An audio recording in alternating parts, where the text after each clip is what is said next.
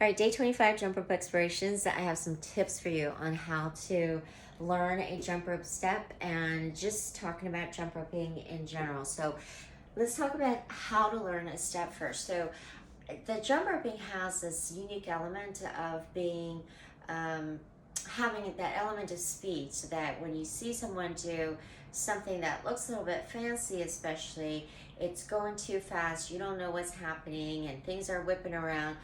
Okay, so there's really only three elements, okay, of a jump jump step.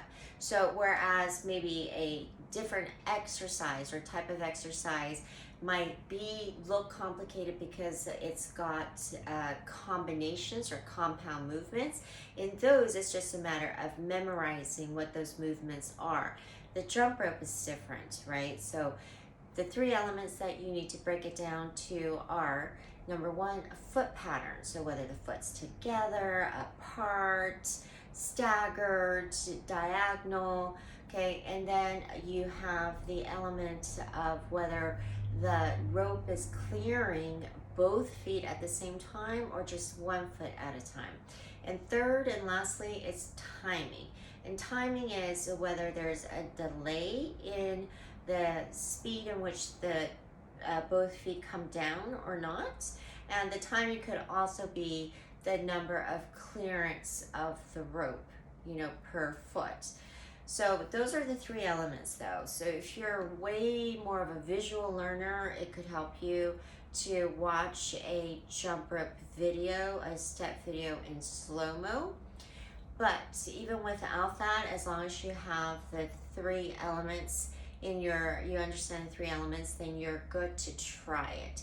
Now, nothing's going to be just trying the jump, right? But if even that is too seems too overwhelming, then there are steps that you could take in order to break it down. So the first thing is to do a very slow-mo step of just a foot pattern or arm pattern if that's the case, but just the foot pattern. And then you could speed that up and try to do it, with the bounce in real time. And then finally, before the jump, one more thing, you could try the shadow jumping. So do everything as if you're jumping but without the rope, and then add the rope. Now, even when you're doing it with the rope, depending on the style of jump, you might find that you could play around with the speed of it in order to make it seem easier for you when you're learning. So that's it. In the end, nothing is going to beat actually, jumping in and trying it. And don't be afraid to get tangled or trip or get whipped. It happens to everyone. Where you do have this incentive though to not get whipped or not get tripped, is to really just focus on what you're doing and make sure you've gone through the first three steps so that you're proficient with that, so that you're pretty much set up after that to insert any style of jump into your regimen. So like I was saying, there's no strict order of advancement or order, and you need to learn the steps. So once you're past the proficiency of the fundamental steps, of which there were only three, then you're good to try anything. So you're taking away a couple of excuses here. One is that you have to go way back to the beginning and do things in order. No, there's only three steps that you need to practice first. And then after that, as long as you understand the elements, then you're going to try any of them. And you may find that, different ones click with you and some that you really get frustrated in, or you don't have maybe the perfect rope for it. I mean, just skip those. There's a gazillion other jumps or styles of jumps that you could do. And I really only believe in having about two ropes of that you really need only two ropes that are very different styles, but that are still on the cheaper end. Okay, so you don't have this excuse of not having the right equipment or being too far behind. There's no such thing.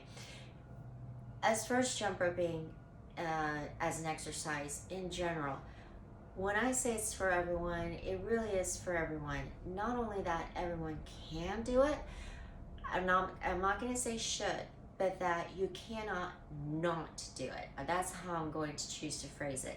So, can do it means if you can take one step up a stair. I'm not even talking about a whole staircase, just one step up or down the stair without falling on your face, without excruciating pain due to some injury, okay, you can jump rope. The other thing is there's this desire, right, to be like perfect in what we do, or have it all set up to be perfect before we start or before we begin. Like we want to do it, or we're going to do it, we should do it, but not until, okay? Not until this, not until that. $10, $15 investment in a rope, not a lot of space, 5 minutes of your time. That really is about as, as a low investment and low startup requirement for any endeavor, and for the benefits that you get, for the immediate, the long-term benefits that you get with the jump rope. There is no one that should not be doing it. So give it a go wherever you are in your journey.